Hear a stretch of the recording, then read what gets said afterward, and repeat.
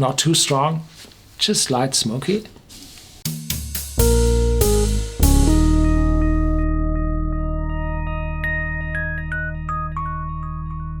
Welcome to Whisky.com, where fine spirits meet. My name is Lüning, Horst Lüning. I'm the master taster of Whisky.com, and today we have a blended Scotch whisky here on my cask.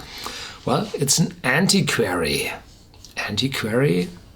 Well, to the name, I have more later. It's 40% ABV. It's quite cheap, around 20 euros, pounds, dollars, whatever. And the Antiquary is one of the, of the oldest available blends of Scotland. And its origins may be traced back or can be traced back until 1857. And the specialty of this blended whiskey is this multifaceted bottle, and there's a writing here on the side. Here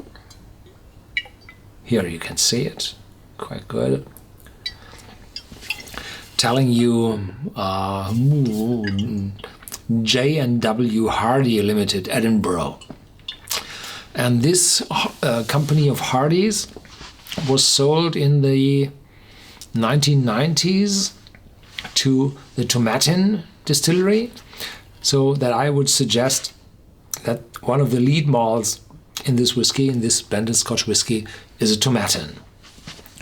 Unfortunately, this whiskey is colored as most unaged or carrying no age statement blended Scotch whiskies are. The color would be so light that it would look not that pleasant. So they add color to bring this golden color to the blended Scotch whiskey. Matured in specially selected oak casks, this whiskey has a light and fresh character with a smooth, lingering finish. Yeah.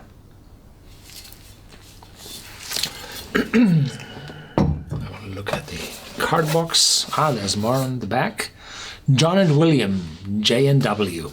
Hardy began their quest to create the perfect blended Scotch whisky more than 115 years ago. In 1888, using only the finest and rarest malts, they succeeded in creating what was considered to be superior to all other blends. All of those blends told that. The Antiquary. The name is taken from the famous Gothic novel written by Sir Walter Scott. Here we know the Antiquary from. Redolent with family secrets, stories of hidden treasures, and hopeless love. There you can drop. No. Matured in specially selected oak casks, the Antiquary is a premium blended Scotch whisky which has been crafted using Scotland's most treasured malt and grain whiskies. 20 euros, huh? Containing an exceptionally high proportion of malt whiskies, this whiskey is perfectly balanced with a light and fresh character with a smooth, lingering finish. Yeah. I like those marketeers. They are so,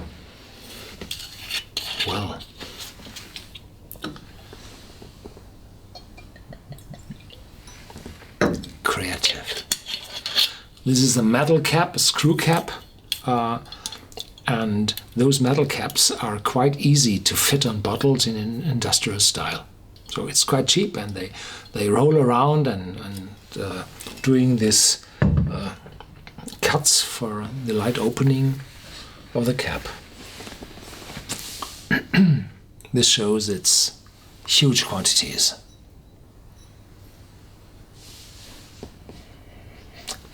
Light smoky, not too strong, just light smoky. And behind there is a citrus aroma, orange, lemon. It's fresh, yeah.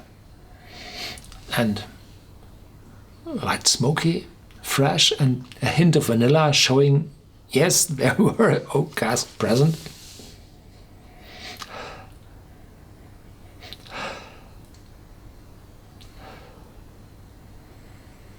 Yeah, this is a pleasant taste. No, aroma. we taste it soon. Yeah.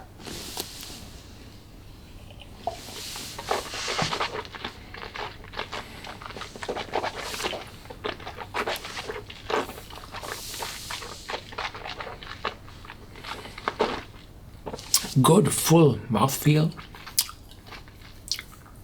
showing some oiliness, showing the grain whiskey, and very, very little bitterness, quite to none. This is most of the negative part of the typical blend whiskies available on the market. They are coming from 7th, 8th, 9th fill casks, and they bring tannins in the whiskey, and no vanilla and no caramel, and showing bitterness.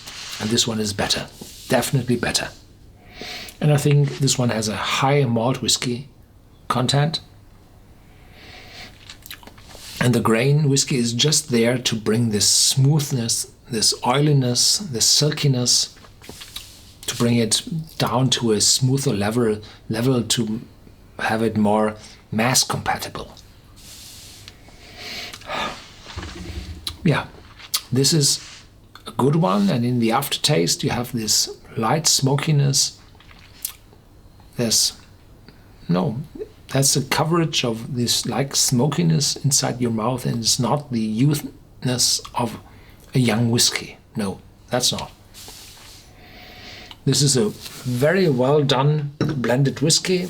Well, it costs 3 times as much as the cheapest blended whiskies cost, but it's worth the money from my personal point of view. Thank you for watching. There's more to come, and please stay tuned. And if you would like to discuss this whiskey with me, please do so on Whisky.com.